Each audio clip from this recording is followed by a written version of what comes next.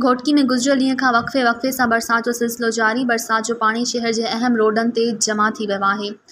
Municipal committee Ghotki जो अमलो CMO जी निगरानी में बरसाती पाणी जे निकाल लाइ मसरूफ़ रहियो। गुज़िरियल ॾींहं खां जारी बरसातनि ऐं उन बाद पैदा थींदड़ सूरतहाल ते ज़ाब्तो आणण लाइ असिस्टेंट कमिश्नर ऐं administrator municipal committee Ghotki Rana Mohsin, chief municipal officer Ghulam Mujtaba Malha, PP ज़िले घोटकी जे जनरल सेक्रेटरी सिकंदर अली लाखो, ज़िले नायब सदर दीवान सुखदेव आसरदास म्यूनिसिपल अमले सां गॾु शहर जे मुख़्तलिफ़ इलाइक़नि जो दौरो कयो।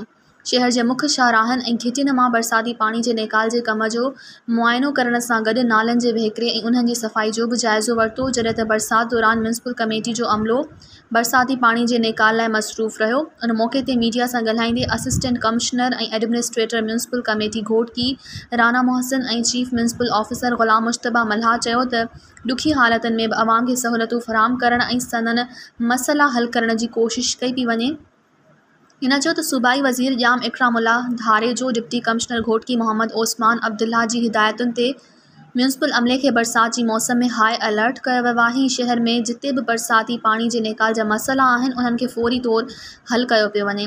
हिन चयो त ड्रेनेज जे कमनि जो जाइज़ो वठंदे अमले खे हिदायत कई आहे त शहर जे मुख्य रोडनि तां बरसाती पाणी जे निकाल करे उन्हनि खे जल्द खां जल्द साफ़ कयो वञे त जीअं शहरनि खे कंहिं बि क़िस्म जी परेशानी खे मुंहुं न ॾियणो पवे। हिन चयो त मौसमियात खाते पारां वधीक बरसातुनि जी अॻकथी खे नज़र में रखंदे अमलो हाई अलर्ट आहे ऐं बरसाती पाणी जे निकाल लाइ हंगामी बुनियादनि ते शहर में सफ़ाई सुथराई ऐं निकाल जे निज़ाम खे बरक़रार रखण लाइ समूरियूं कोशिशूं जारी आहिनि।